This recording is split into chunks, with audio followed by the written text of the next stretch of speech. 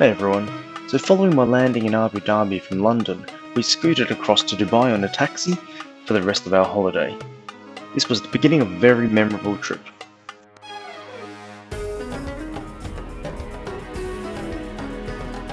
We went into the desert and stayed at one of the best hotels I've ever stayed at.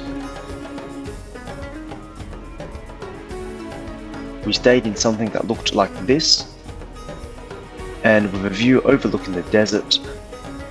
Did a little bit of camel riding and sand dune bashing.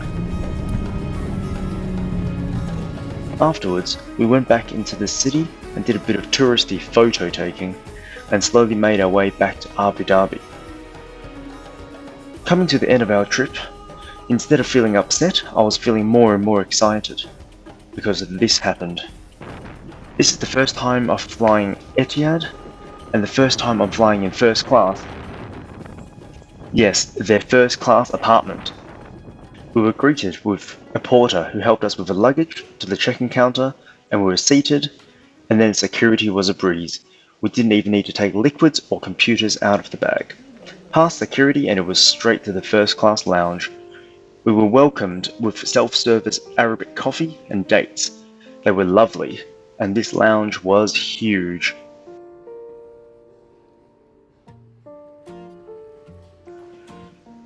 Into the lounge we go.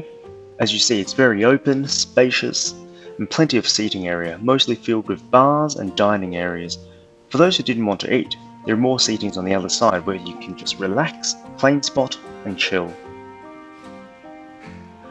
As it was quite early in the morning, the lounge was pretty empty, which gave me a good opportunity to do some filming without disturbing others. Follow me and let's have a look around this massive lounge.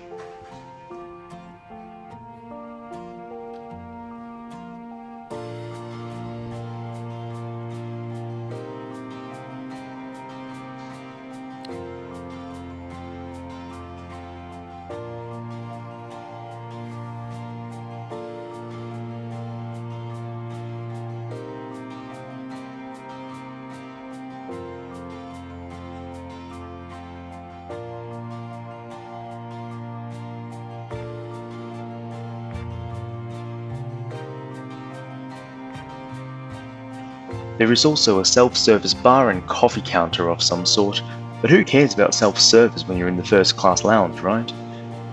And of course, to no surprise, no one used it. There is also a cinema and a gym for those who'd like to work out.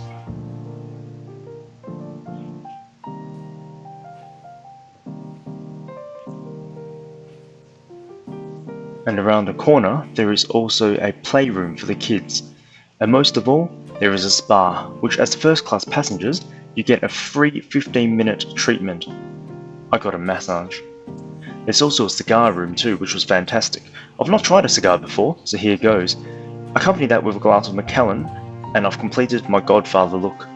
As you can see, I have no idea what I was doing. A bit of plane spotting, and then it was time for a sit-down meal. It was an early lunch for us. Now here's a look at the menu.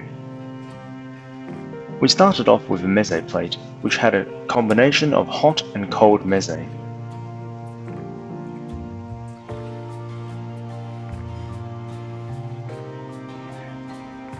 For our mains we then had a beef burger sliders and a lamb. They were both delicious. By the time we finished, it was time to board. If you ever fly first class and want to experience the lounge, try to get there 4 to 5 hours before your flight so you can fully enjoy it. And now for the walk. Onto the bridge we go. Please note that upon asking, we were told we can take photos but not allowed to film. I guess I'm not Sam Choi or those top bloggers who get invited to board and to take photos and film. Had to pay for this flight myself, albeit using points.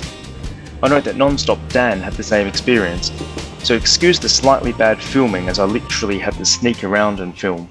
Into my apartment I was served champagne, dates and Arabic coffee. I was quite disappointed with the champagne selection. I was expecting Dom Perignon like Emirates, but given the cost cutting of Etihad, I was served Charles Hendrick, which was okay, but it wasn't quite Dom. First world problems, I know, but that's why you're here, to watch me banter about these things, right? The flight attendants came and explained everything about the seat, and also told us we couldn't film. Anyways, here is the takeoff. As all flight attendants were seated, I could freely film this part. Enjoy!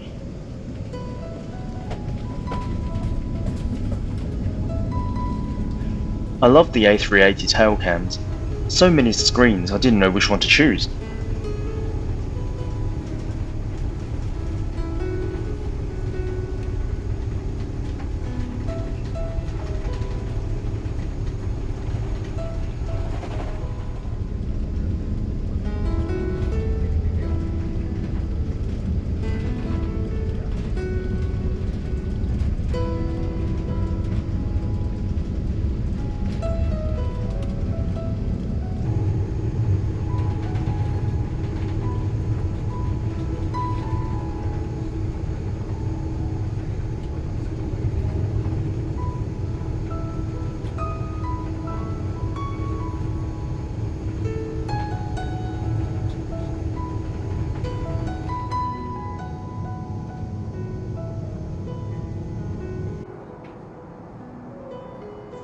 After takeoff, it was time to close the door and quickly sneak in some footage. We have noise cancelling headphones, which were comfortable and quite nice. Very classy case as well.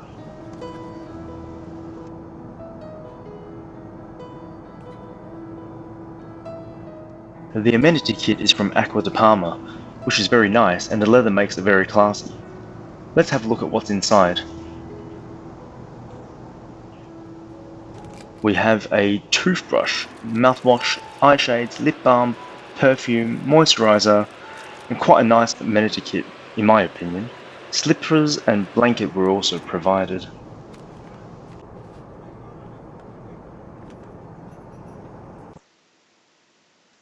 Knock knock. Filming stops and time for more champagne and canapes. This time it was warm nuts, olives, and sun-dried tomatoes. Look around the apartment, and it is super spacious, with an armchair and then a couch on the other side, which turns into a bed. Very classy lamp, and a massive TV. With the door closed, you're in a very private space. You do feel as though you're in your own apartment, definitely comparable in size to an apartment in London, Hong Kong, or New York. A reverse look at the armchair, very nice leather, and full of features. We have a remote control that hides underneath, and plenty of storage, as well as a minibar.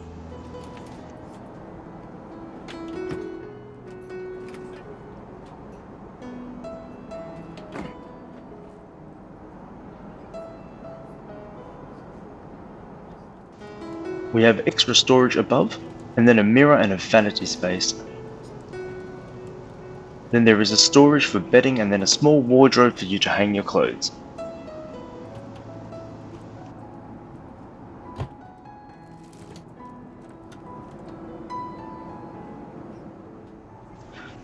Now this divider is what separates you and your neighbour. If you are travelling with someone you know, this can be pushed back and you get an even bigger room. After a long time of thinking, I figured out how to get the table out, and here it is. A massive table. Good for work and great for sharing a table with your neighbour during dinner. Check this out. Let's check out the bathrooms. There are two on the A380 for first class passengers, a standard one and one with a shower. This is the shower bathroom, well stocked with amenities and very spacious, but the shower was not working.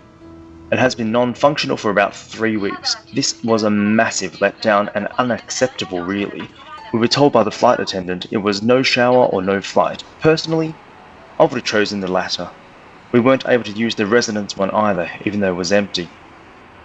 Here's the other bathroom, also spacious and well stocked with amenities.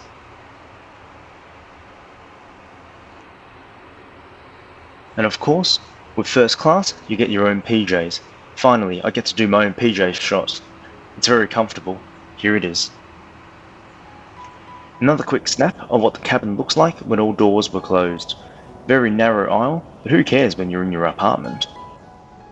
Wi-Fi is available on this flight, and as first class passengers you get the first 100 megabytes for free, which is a bit stingy really. Would have thought it'd just be unlimited.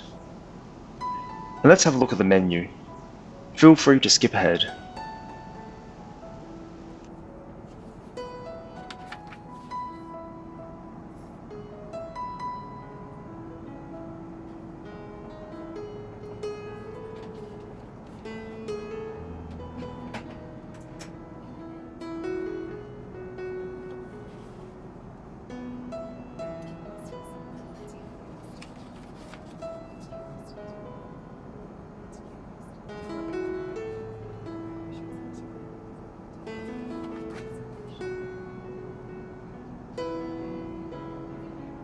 Now it's time for lunch.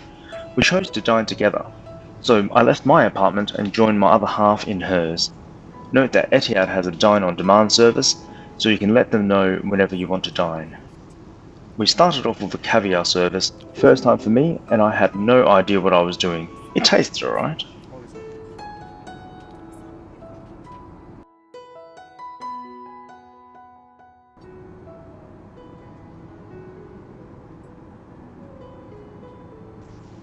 After that, it was another round of Arabic meze, which I regretted, as it was extremely similar to the one we had on the ground. Still very delicious though.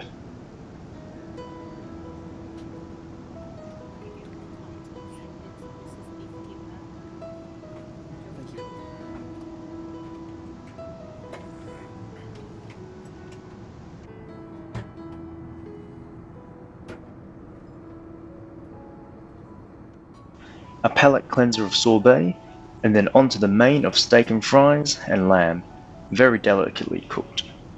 All this was served with free-flowing champagne and red and white wine, which were delicious. We finished off our meal with Arabic sweets, biscuits, and some chocolates.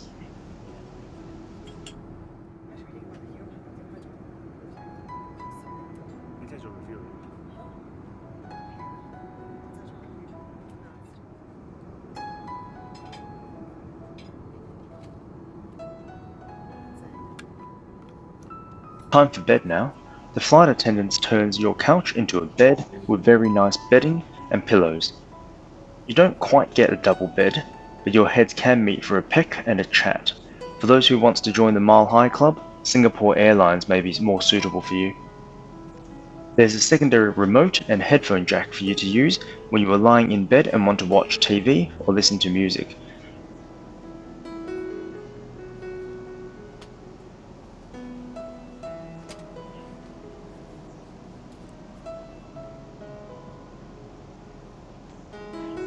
Press the button and the TV flips out for you. Well, it's meant to anyway. I tried it a few times and it started to not work properly. Oops.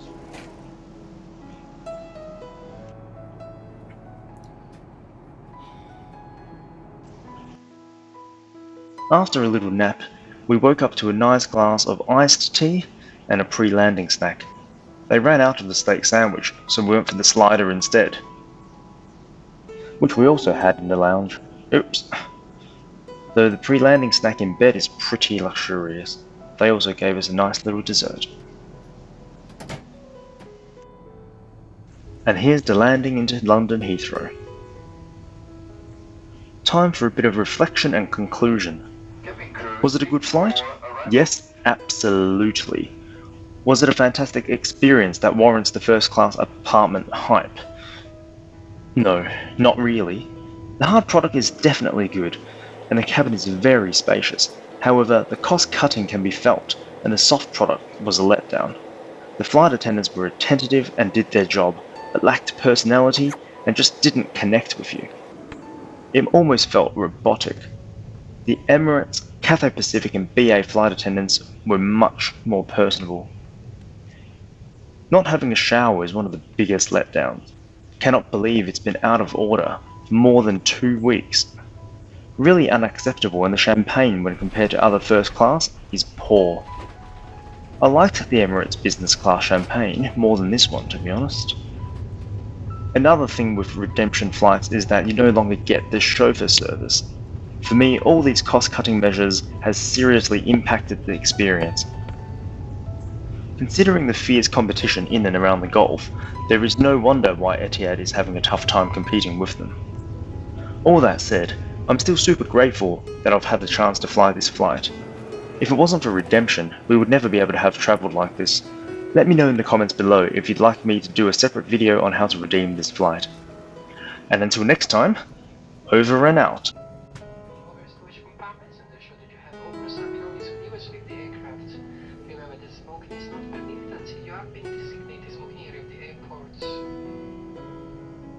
Thank you for choosing to fly with Etihad Airways, the national airline of the United Arab Emirates. It has been a pleasure taking care of you today. Enjoy the rest of your evening. أسعد الله مساكم بكل خير. أهلا بكم في لندن حيث يشير التوقيت المحلي.